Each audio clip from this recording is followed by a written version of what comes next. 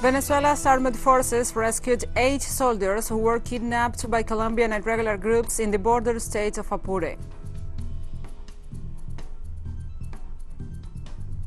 Malaysia imposed a total nationwide lockdown to battle a worsening coronavirus outbreak as countries across Southeast Asia struggle with a resurgence in cases driven by infection strain. Canadian Indigenous groups are urging a nationwide search for mass graves after evidence of genocide was found at a former boarding school run by the Catholic Church.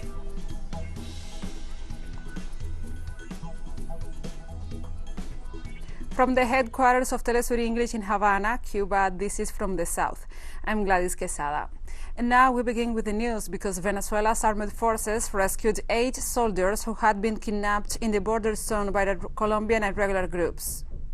An operation called Centennial Hawk was launched to rescue the group, kidnapped by unidentified Colombian irregulars in the border state of Apure, where the Bolivarian National Armed Force of Venezuela is conducting operations, TeleSUR correspondent Madeleine Garcia reported in her Twitter account. The 8 were taken from the border town of La Victoria to an air base in the neighboring federal state of Táchira, where they were welcomed by Defense Minister and Vice President Army General Vladimir Padrino. They were later flown to Caracas for medical checkups. The irregulars ambushed an army patrol in early May while on patrol in the context of the Bolivarian Shield 2021 operation by the military against illegals operating on Venezuelan soil.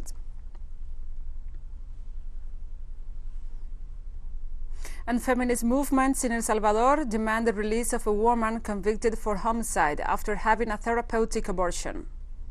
Her name is Sara Rogel, and feminist groups rallied Monday in her support in front of San Salvador's court, where she is being prosecuted for aggravated homicide. A local judge has released her on bail, but the Attorney General appealed the decision. She has been already in jail for 2 years. Rogel was convicted in 2012 after an abortion induced by obstetrical complications. Interruption of pregnancy for any reason is considered a crime under Salvadoran legislation and is penalized with up to 40 years. Between 2000 and 2014, 147 women have been sentenced and imprisoned, according to the Citizen Group for the Decriminalization of Abortion.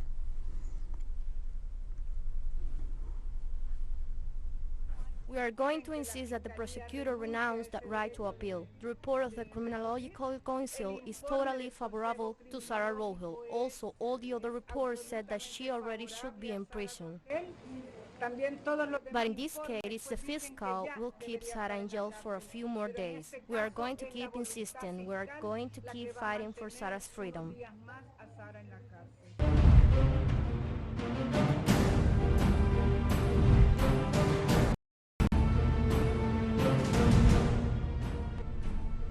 As Colombia enters its second month of nationwide demonstrations, the repression continues.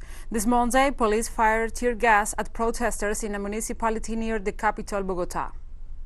The National Strike Committee, which brings together a range of trade unions, social and political movements, once again sat down to attempt to resume negotiations with the government for an end to the protests on Sunday, but not avail. To sign a pre-agreement, including warranties for the free exercise of the right to peaceful protest, in order to resume the talks. The government instead stalled and continued to endorse the repression by state security forces, with Friday seeing the deadliest clashes since the mobilizations began.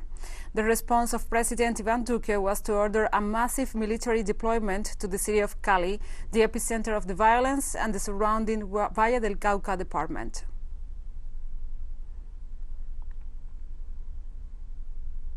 The Regional Strike Committee in the Colombian department of Putumayo denounced police aggression against demonstrators. The riot police attacked when protesters were holding this Monday a solidarity rally at the oil well Costa Cayo 10, property of the Canadian transnational Gran Tierra. The event was in support of the national strike, now in its second month, demanding the dismantling of the neoliberal economic and social policies causing inequality and environmental destruction. Also in Putumayo, police violently repressed peasants who were accompanying their representatives in a meeting with the regional governor.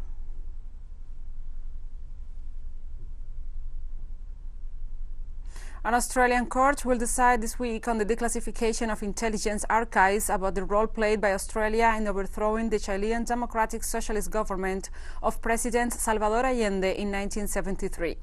The court order is being sought by a former Australian intelligence agent who believes Australia helped in overthrowing Allende and imposing a bloody dictatorship.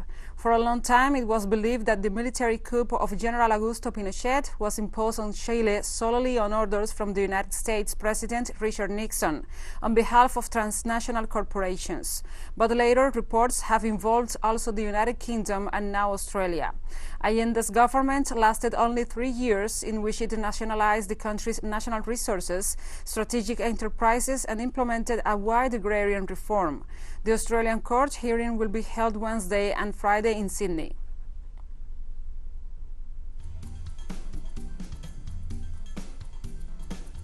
And we'll be right back after this very short break, so don't go away.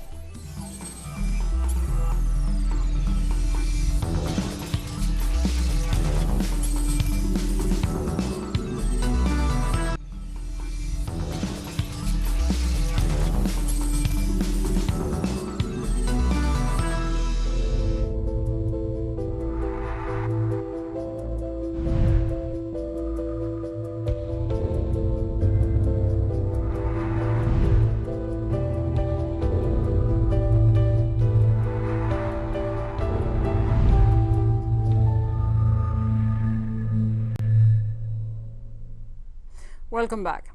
This Tuesday, Malaysia imposed a total nationwide lockdown to battle a worsening coronavirus outbreak, as countries across Southeast Asia struggle with a resurgence in cases driven by the infection strain. Much of the region escaped the pandemic's first wave last year relatively safe, but rapidly closing borders and introducing curbs. However, countries from Thailand to Vietnam are being hit by fresh surges, with efforts to stop outbreaks hampered by slow vaccine rollouts and populations wary of restrictions. Malaysia is among the worst hit, with almost 2,800 deaths from COVID-19 recorded in the country since the start of the pandemic. Over 40% were in May alone. Under this total lockdown, only essential businesses such as supermarkets and medical clinics can operate, and people can go only outside for necessities.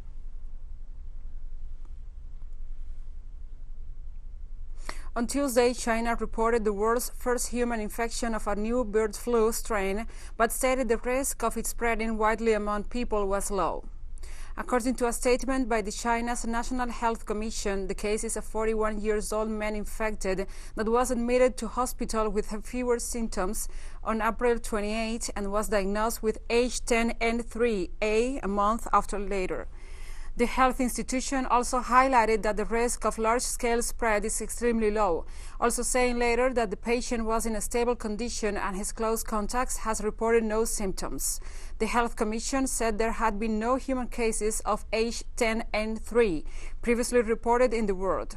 The last human epidemic of bird flu in China occurred in late 2016 to 2017 with the H7N9 virus.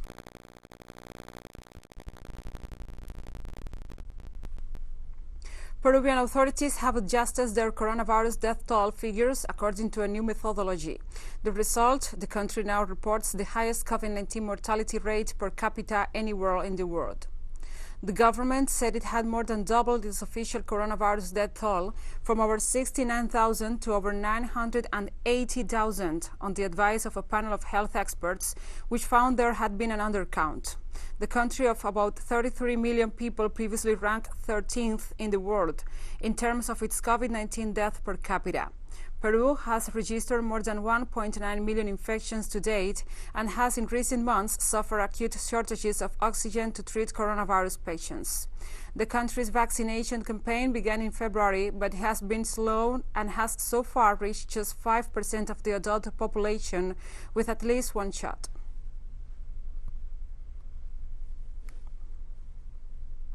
Authorities in Thailand are stepping up efforts to curb the spread of the coronavirus in workplaces, factories, and markets.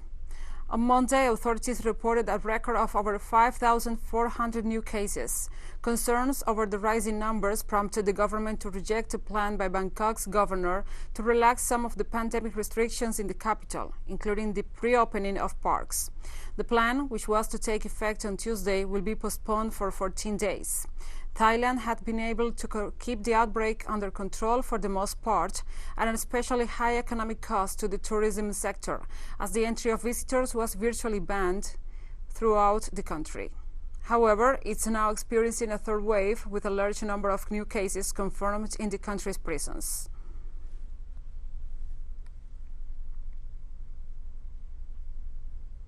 Singapore will constantly adjust its anti-pandemic strategies, including expanding its testing scale and accelerating vaccinations to fight against the new variants with increased transmissibility, said the country's Prime Minister Lee Hsien Loong on Monday. Lee said the main task for the country is to bring the epidemic under control. In a televised speech, Mr. Lee said that bookings for student vaccinations will open on Tuesday.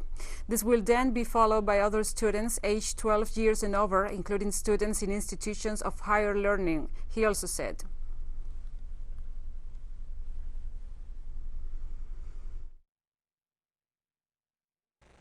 It implies that we must continually adjust our strategies and raise our game to keep COVID-19 under control. Specifically, there are three things that we have to do more of and do faster: testing, contact tracing, and vaccination. The United States has the world's largest prison population as part of what has been termed its prison industrial complex, which disproportionately affects non-white and poor Americans. Recently, the state of Illinois became the first to eradicate bail, a move sparking hope for many caught up in the system. From Chicago, our correspondent Brian Meir reports. States is the world's largest prison state. 2.3 million people are incarcerated in the U.S., and around 500,000 of them haven't been found guilty of any crime and are merely waiting for their trials to start because they couldn't afford to pay their bail. The prison industrial complex has exploded in the last 50 years. We lock up, I don't know how many more times more people than we did 50 years ago. We lock up more people than anywhere else in the world, and most of them are not white. All of them are poor, just about. Recently, due to years of pressure from social movements after entire Latino and African American communities in cities like Chicago were devastated from decades of structural police racism, Illinois became the first state in the union to eradicate bail. I think overall it will be freeing. People will continue to show up for court.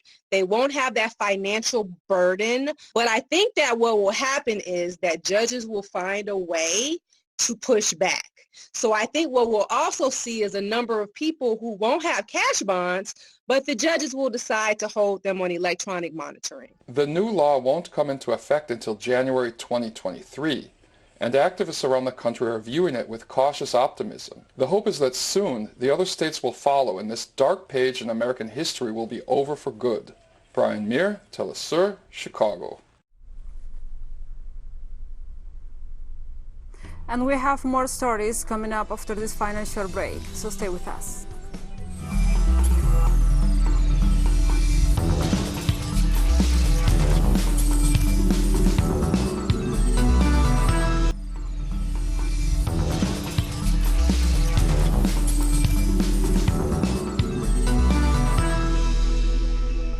Welcome back.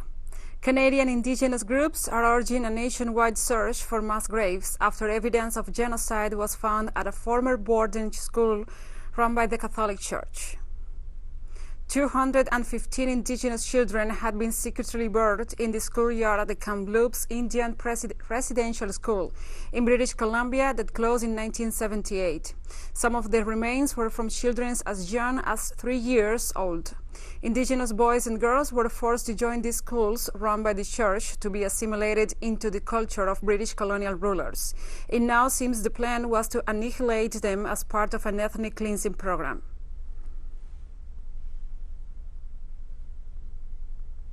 Was the home residential school since the 1890, and We all know that many of our consultants and relations came to residential school, not by choice, but were students there. And we also do know that many of the students, have went missing as well. And, our consultants, they can definitely share in those stories and have shared in those stories. And, what I've heard from many of them is the fact that, the ones that they know were missing and never came back were told that they ran away. So, that still haunts. And, a lot of those triggers have popped up with this year find of 215 children. We are calling on the federal government to do something concrete. The Liberal government can't, on one hand, grieve this horrible tragedy, this horrible loss, while they are still taking Indigenous kids to court, while they're still taking survivors of residential schools to court. So we are calling on Justin Trudeau to stop taking Indigenous kids to court. When a human rights tribunal has found that Canada did not adequately fund Indigenous child welfare, they should not be taking these kids to court. West African leaders have condemned a second seizure of power by Mali's military in 9 months, suspending the country from the 15-nation economic community of West African states. At a crisis summit held in Ghana, the bloc decided to suspend Mali and urged coup leader Assimi Goïta to appoint a new civilian prime minister and forge a new inclusive government. The African leaders stopped short of hitting the country with sanctions to back this demand, a move that they had adopted after a first coup last August. Back then, Goïta led army officers who overthrew elected President Ibrahim Boubacar Keïta, following protests over perceived corruption and a bloody jihadist insurgency. After the takeover, the military agreed to appoint civilians as interim president and prime minister under the pressure of regional trade and financial sanctions. However, last week, these transitional figures were detained by soldiers before resigning, sparking diplomatic uproar. The Constitutional Court on Friday named Goïta transitional president.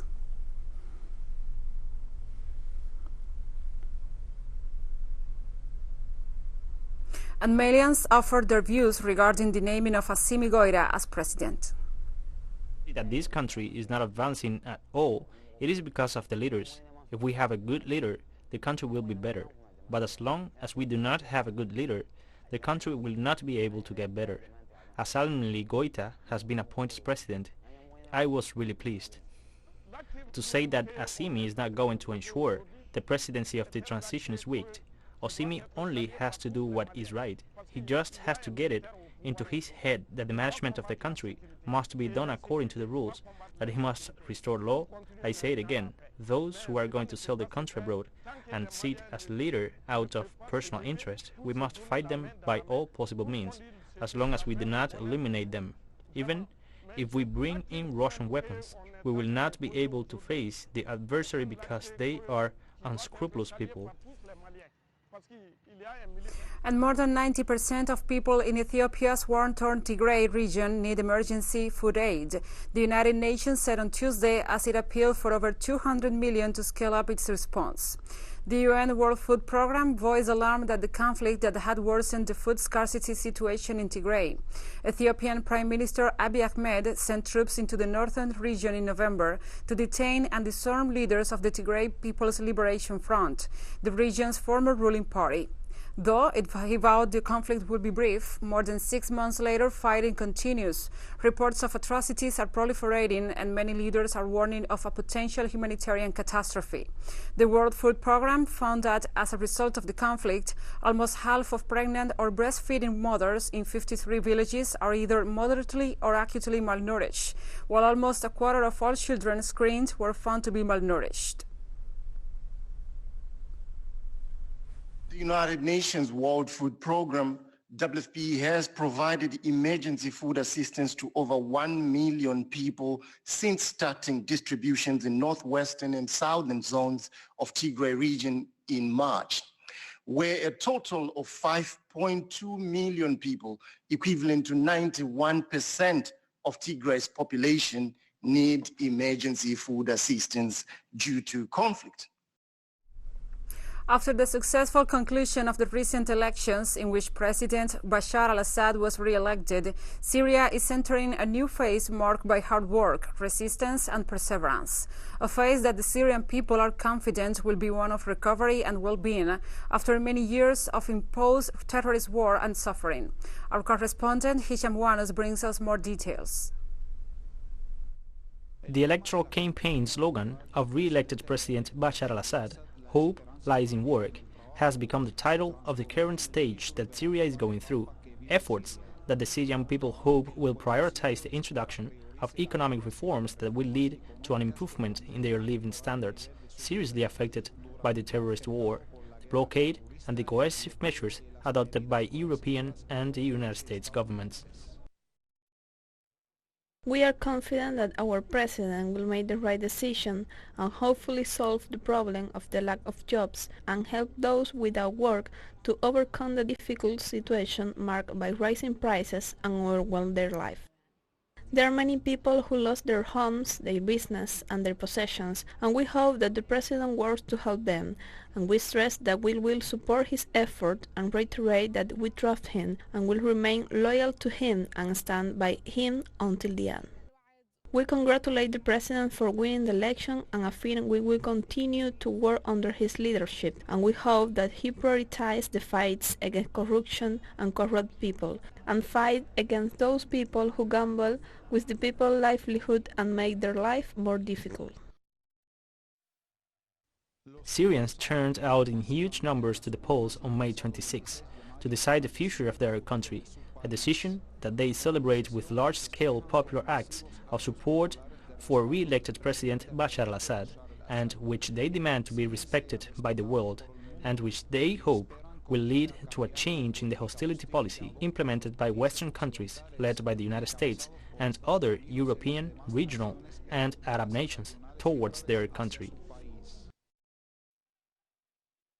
There are some countries that are still trying to exert pressure to achieve certain results, but in general, this phase of the war is marked by the presence of many countries that want to change their policies towards Syria, albeit gradually, because they understand that after these presidential elections, the situation is not the same as before them. The current atmosphere in Syria is filled with faith in a prompt improvement that is mixed with the joy over the political triumph achieved with the recently concluded general elections.